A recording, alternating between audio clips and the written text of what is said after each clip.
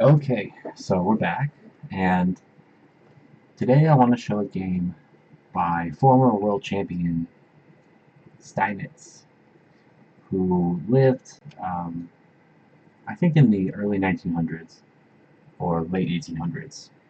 And this game was played in 1895, and, well, let's get right into it.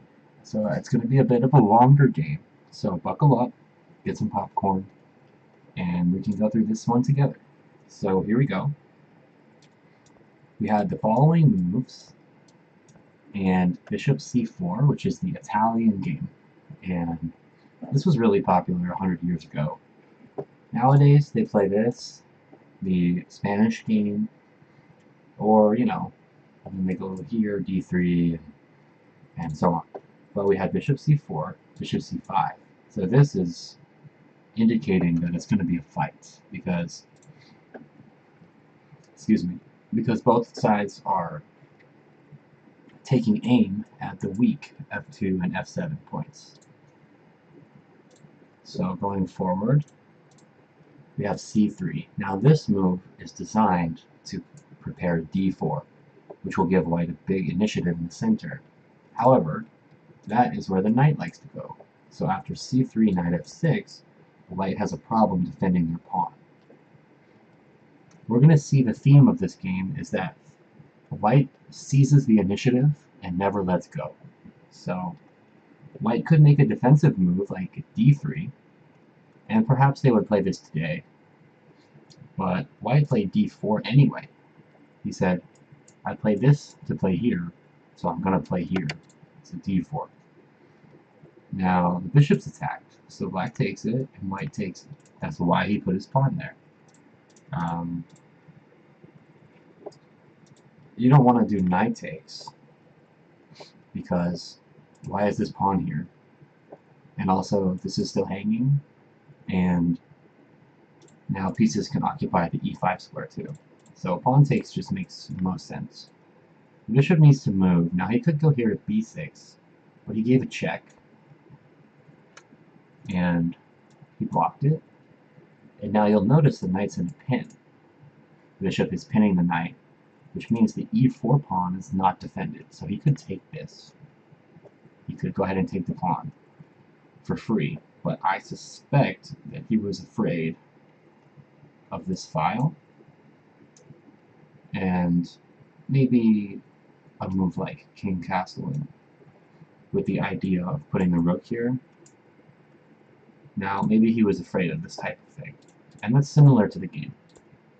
So here, and black continues d5, so taking advantage of this pin once again.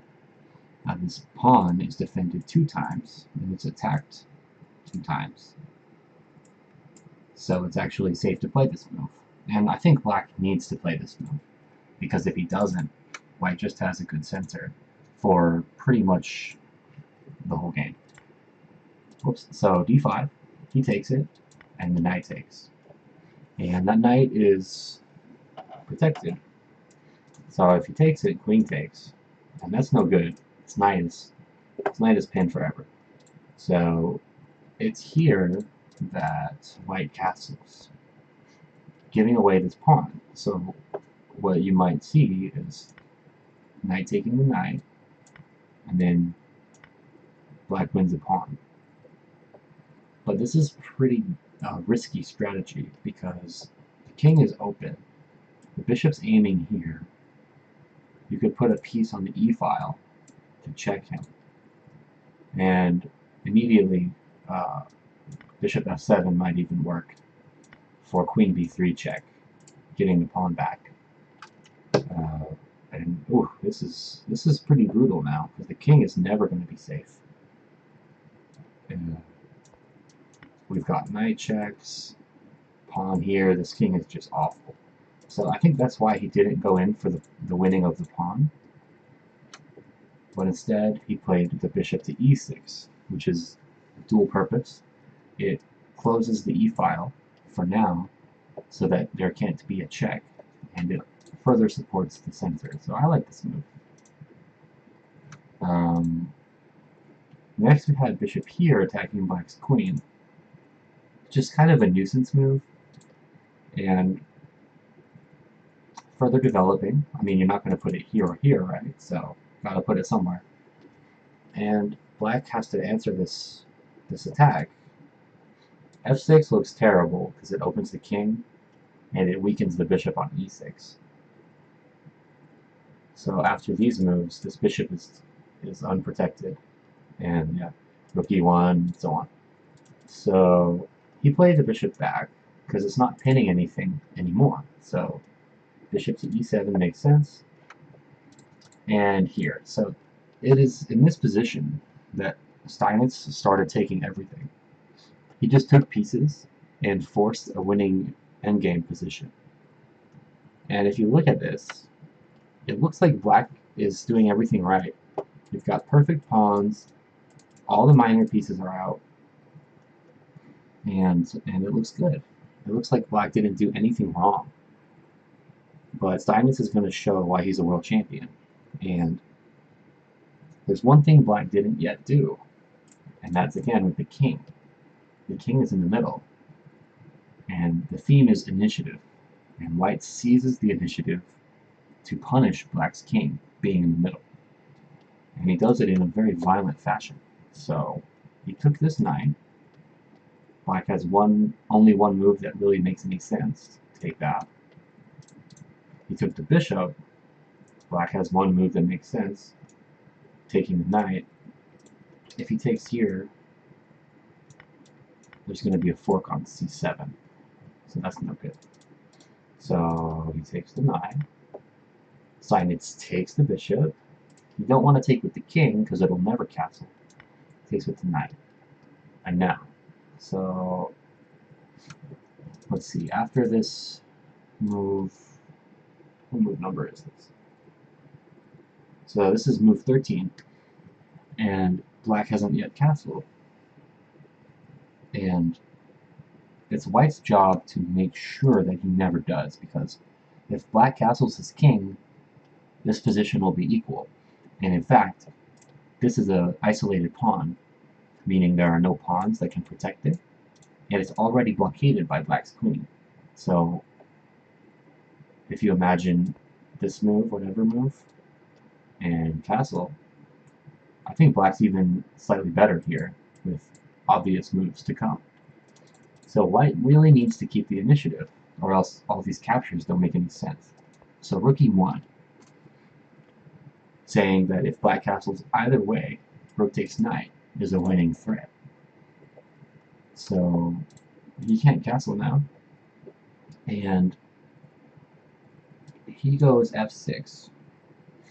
This move is designed to keep out the knight for one, but more importantly, to put the king here, thereby castling by hand, so to speak, and keeping an eye on this knight. If you can imagine king f7, rook e8, and I'll just put that on the board. In this position, black will be a-okay. In fact, black's better again because the blockaded pawn. And white has 3 pawn islands to black's 2. So anyway, if white allows this, white's going to have a worse game. So white must not allow black to untangle his situation. White must keep the initiative. Queen e2, threatening a checkmate in 1. So this has to be dealt with. The queen retreats to defend the knight. And now we have rook to c1. Improving the last piece, open files, everything looks pretty good. Now white plays c6 to blunt that rook. Probably this is his last chance to go in for this untangling maneuver. c6 is a scaredy cat move, and he gets punished for it. So this next move and the moves that follow are pretty much what made this game famous. These next moves are, honestly, they're pure genius, what he did now. It looks like black's going to untangle and be okay. It looks like white has an isolated pawn, and everything else looks equal. So white has to get something out of this. So if I were to ask you, what should white do now? If I gave you 5 seconds to think about it.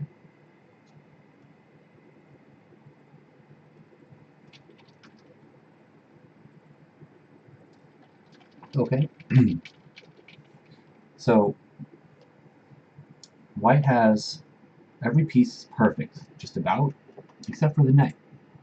The knight has no good way in, and if you try to reroute this way, black's knight is covering all that stuff too, as well as the queen. And anyways, he's going to go king f7, rook d8, as mentioned. White has to keep the initiative. He has to keep up the pressure, or he has nothing. So white plays this move d5. This is a star move. This is the best move. Excellent, excellent move. So immediately,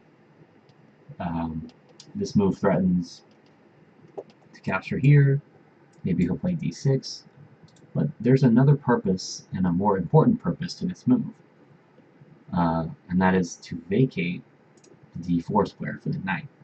The knight had nowhere to go, now it does, at the cost of one pawn. But this pawn, it was isolated anyway. It's a subject to blockade, and it's useless. So he pitches the pawn to improve his knight. So this is a clearance sacrifice. Now, black can take it 3 ways, well, 2 ways, because the knight is pinned, so you can't do that. But you could, if you go queen takes, knight is mate, so that's not possible. Knight takes is illegal, and the last way is to take with the pawn. And now, white continues with their plan to bring in the knight. Now, white's pieces look pretty menacing. Now he's down a pawn, though, so he really needs to get something out of this.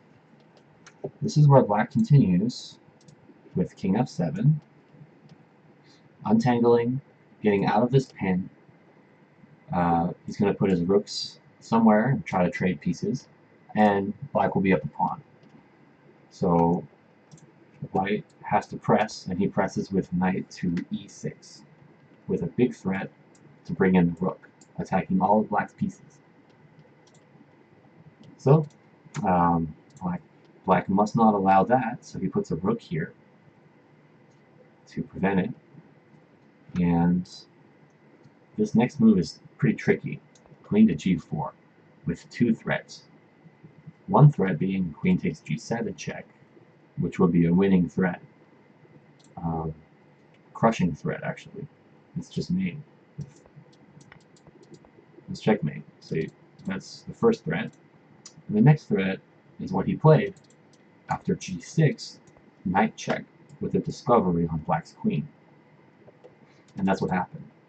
So g6 to stop this threat, to stop that threat, but you can't stop both. So knight to g4 check, or g5 rather, excuse me, knight g5 discovered check, double attacking these pieces. So if it's taken, queen takes queen is game over. So black has to keep his queen defended. The only way is to put the king back to e8. But this spells trouble because now he's in a pin again.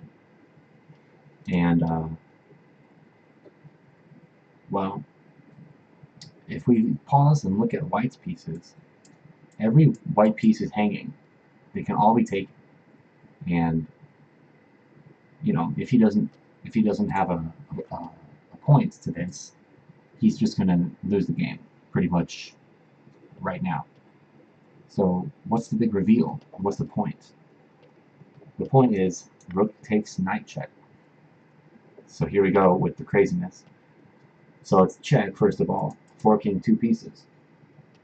If the queen takes it, rook takes c8 check is winning, because the queen defends that. So this position is going to be it's a knight up, first of all, and black's king will never be safe. So that's not possible. And if the king takes it, I think we check here, and then here. And this king is just, it's horrible. It's getting squished. He can't save this. So, he plays king here. Now keep in mind, black's threatening rook takes rook mate. So white has to continue. Check. If the king takes, if the queen takes it, again, with this rook c8. So he goes here. And check again, pitching the rook again. Now if the king takes it, this is check, which does not give black time to play his checkmate. So that's not possible. If the queen takes it, it's the same story.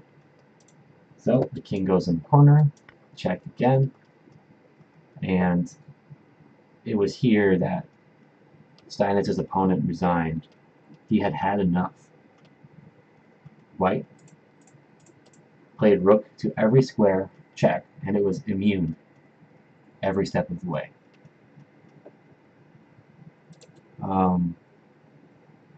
Let's see what would have happened if king here.